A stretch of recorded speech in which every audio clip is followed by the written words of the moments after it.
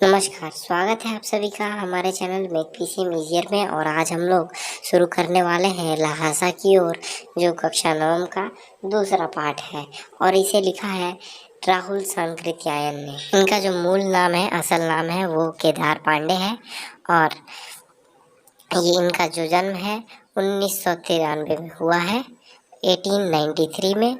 और जब ये 1930 में ये श्रीलंका जाते हैं और वहाँ पर बौद्ध धर्म को ग्रहण कर लेते हैं। वहीं से इनका नाम राहुल सांकृत्यायन पड़ जाता है। और ये बहुत सारे भाषाओं के जानकार हैं, जैसे तिब्बती, चीनी, जापानी, रूसी, अनेक भाषाओं के जानकार हैं और इन्हें महापंडित कहा जाता है। और इनका जो निधन 1963 में इनका निधन हो जाता है। इन्होंने बहुत सारी किताबें लिखी हैं और ये अधिकतम इनमें से जो है यात्रा वृत्तांत है, ठीक है। 150 से ऊपर किताबें इन्होंने लिखी हैं।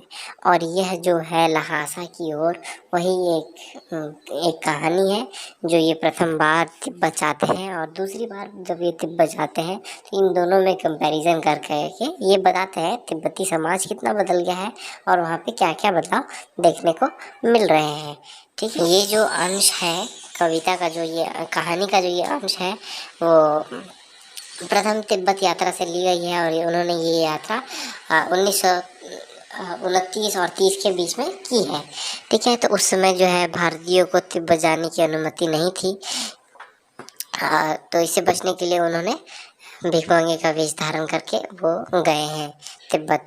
लहासा की ओर जो है मतलब वो तिब्बत की राजधानी है। लहासा जो है वो तिब्बत की राजधानी है। और वे इस मतलब दौरान जो उनके साथ घटता है, वो जो देखते हैं, वही इस कहानी में उन्होंने बताया है, ठीक है। तो चलिए इस कहानी शुरू करते हैं लहासा की ओर। तो राहुल जो जिस रास्ते से जा रहे हैं वो तिब्बत जाने का मुख्य रास्ता है। फरी कलिंग पॉन्ड का जब रास्ता उस समय नहीं खुला था, तो हिंदुस्तान के लोग ही नहीं, सामान जो है तिब्बत इसी रास्ते से जाया करता था, ठीक है। और ये व्यापारिक ही नहीं, सैनिकों के जाने का भी रास्ता था। सिर्फ व्यापार नहीं होता था, इससे सैनिक लोग भी जाते थे। तो इसीलिए जगह जगह पर सैनिकों की चौकियाँ बनाई हुई हैं। और कभी किसी ज़माने में उसमें चीनी पलटन रहा करती थी, लेकिन अब वो बहुत सारे जो है वो ढह गए हैं। आज के टाइम में जो चौकियां हैं और किले हैं चीनी फौज के, वो ढह गए हैं। और कहीं दूर में जो है किसानों ने वहाँ रहना शुरू कर लिया है और वह जगह कुछ आबाद दिखाई पड़ती है, मतलब वहाँ कुछ चहल पहल है, वहाँ लोग रहा करते हैं, ठीक है। ऐसे ही एक किले में ये लोग चाय पीने के लिए ठहरते हैं। तिब्बत में यात्रियों के लिए बहुत सी तकलीफ़ें भी हैं और कुछ आराम की बातें भी हैं, ठीक है। ये बताते हैं कि वहाँ बहुत तकलीफ़ें भी हैं और आराम की बातें भी हैं। वहाँ पर जाति पाति और छुआछूत का सवाल ही नहीं है, और ना औरतें पर्दा करती हैं वहाँ पे। यहाँ पर छुआछूत का कोई मसला नहीं है। यहाँ औरतें जो हैं वो पर्दा नहीं करती हैं। अगर आप बहुत ही निम्न श्रेणी के भिखारी हैं या फिर जो निम्न श्रेणी के भिखारी हैं, वो लोग अगर जाते हैं तो चोरी के डर से लोग उन्हें घर में नहीं जाने देते हैं। नहीं तो अगर आप सभ्य व्यक्ति हैं तो आप आराम से उनके घर में जा सकते हैं, ठहर सकते हैं।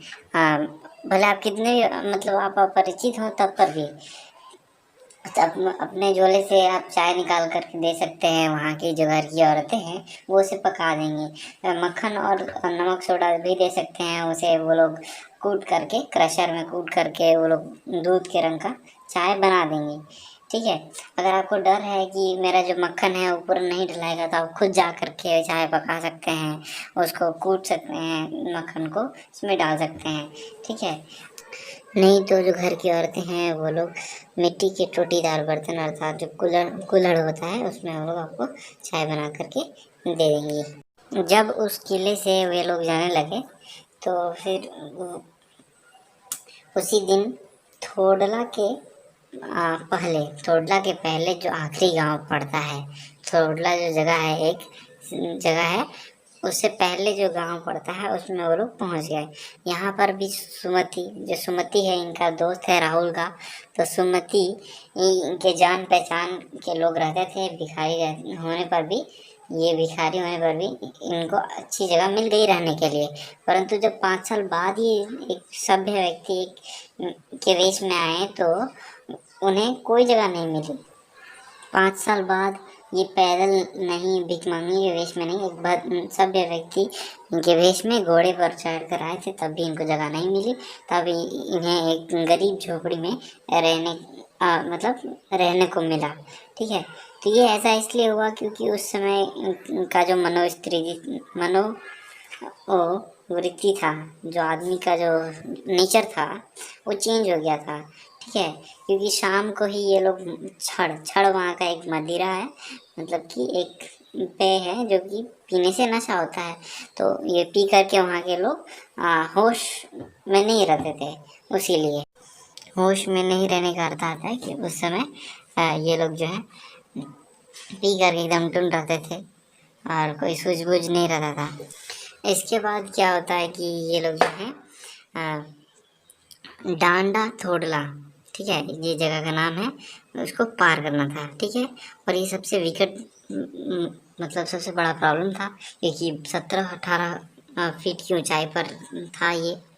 ठीक है, और ये जो है तिब्बत का सबसे ऊंचा जगह था। ठीक है, इसी के कारण दोनों तरफ कोई भी दूर दूर तक, रास्ते के दोनों तरफ कोई दूर दूर तक गाँव ही नहीं था।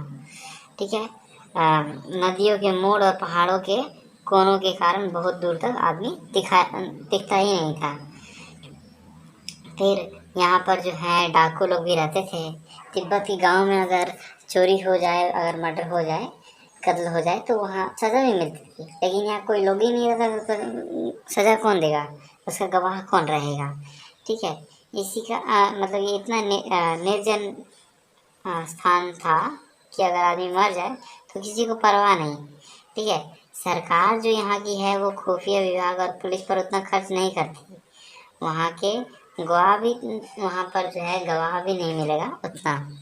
यहाँ पर क्या है कि डकैत जो है वो पहले आदमी को मार देता है, जान से मार देता है, फिर देखता है कि कुछ है पैसा रुपया, फिर उसके बाद वो लूटपाट करता है।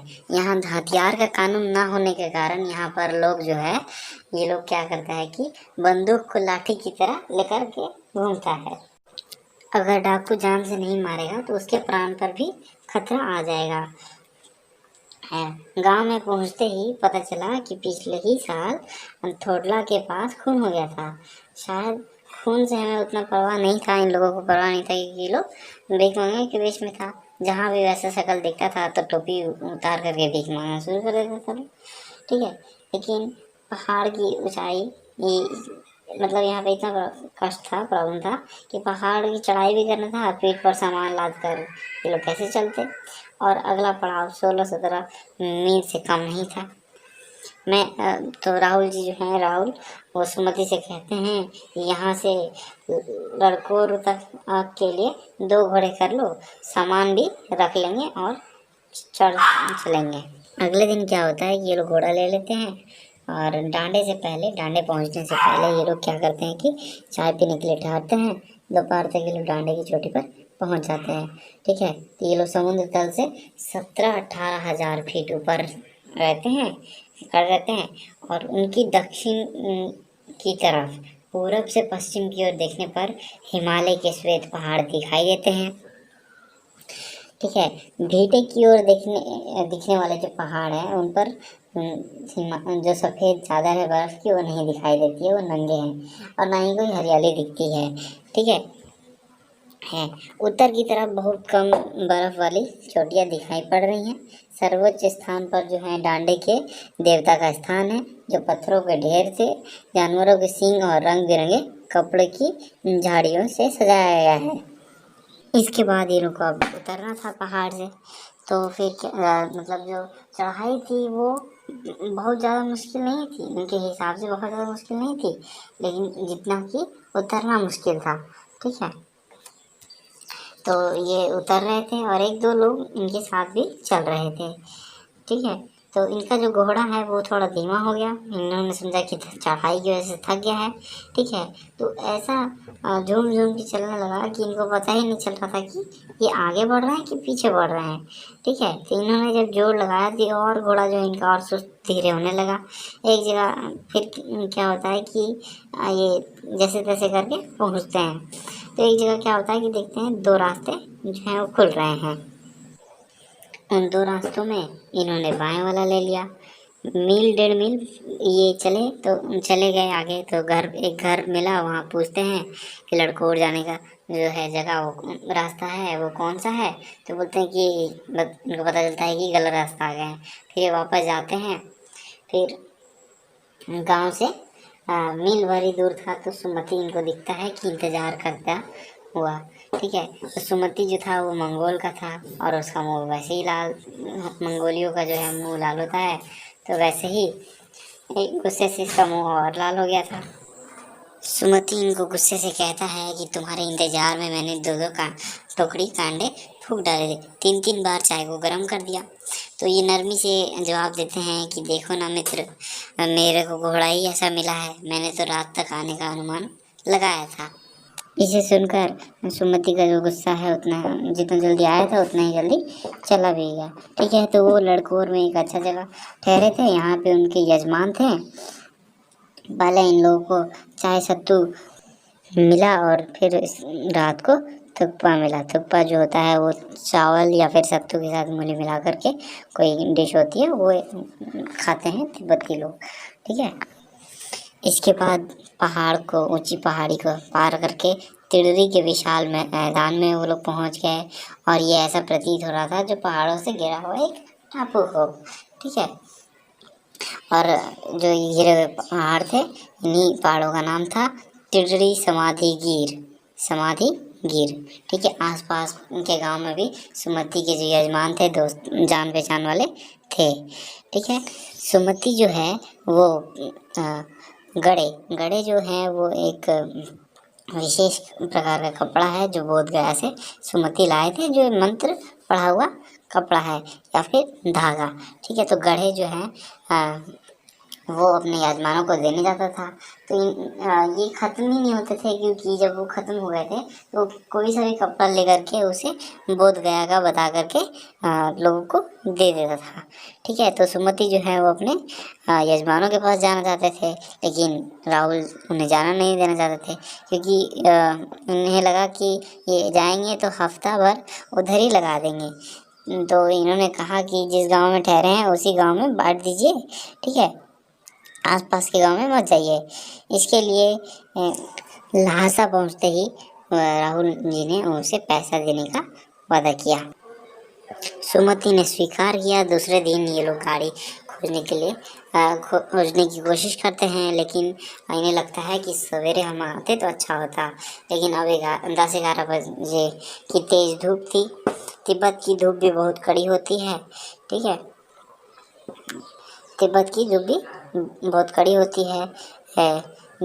2 बजे आप अगर 2 बजे सूरज की ओर मुंह करके चल रहे हैं, लटालट धूप से जल रहे हैं और पीछे का कंधा बर्फ हो रहा है, ठीक है। ऐसी स्थिति थी कि आगे से धूप लग रहा है, गर्मी पड़ रही है, लेकिन पीछे है उतना ही, जहाँ धूप पीछे उतना ही ठंडक, ठीक है।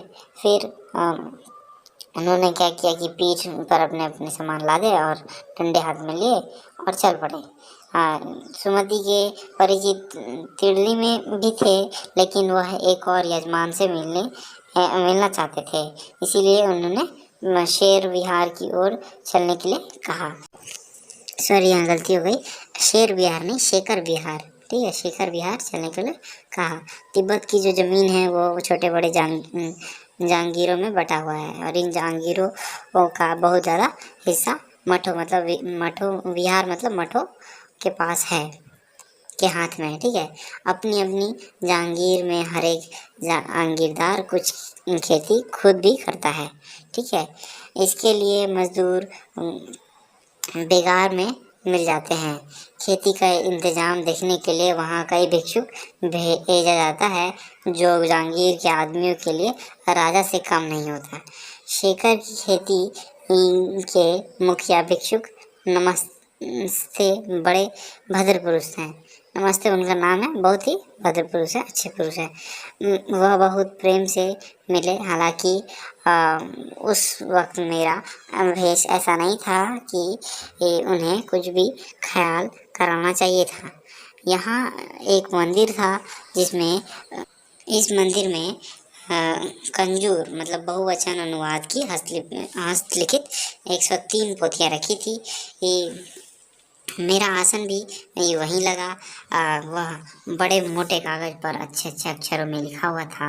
एक एक पोथी 15-15 शेर से कम नहीं होगी। सुमति ने फिर आसपास अपने यजमानों के पास जाने के बारे में पूछा, और ये जो राहुल जी जो हैं ये किताबों में थे, तो उन्होंने उन्हें हाँ कर दी, हामी भर दी। तो उन्हें लगा कि वो 2-3 दिन में आएंगे, लेकिन वो उसी दिन आ गए। ठीक है, तो इन सभी किताबों का अध्ययन करने के बाद ये क्या करते हैं कि भिक्षु अपना सामान लेते हैं। भिक्षु नमस्ते से विदा लेकर के अपना सामान लेकर के लहासा की ओर चल पड़ते हैं। ठीक है, तो यहीं तक कहानी है। और ये यात्रा वृतांत था राहुल सांकृत्यायन के द्वारा। तो आप बताइएगा कि ये जो है मेरे द्वारा जो एक्सप्लेनेशन था वो कैसा लगा। आप प्लीज़ कमेंट करिएगा, लाइक करिएगा, शेयर करिएगा मेरे चैनल को, और सब्सक्राइब करिएगा। याद रखिएगा, मेक पीसीएम ईजियर। आप कुछ भी करिए, लेकिन आप इसको सब्सक्राइब करिएगा, और भी ऐसे ही वीडियोस के लिए। ठीक है, मैं आपको कोशिश करूँगा कि और भी अच्छे से इन सभी पाठों को समझाने का प्रयत्न करूँगा। So please subscribe. और मैं कुछ ही दिनों बाद मैथ्स की भी जो है वीडियो बनाऊंगा। और बहुत बहुत धन्यवाद पूरा देखने के लिए। Please subscribe to my channel. Thank you, और अपना ख्याल रखिए।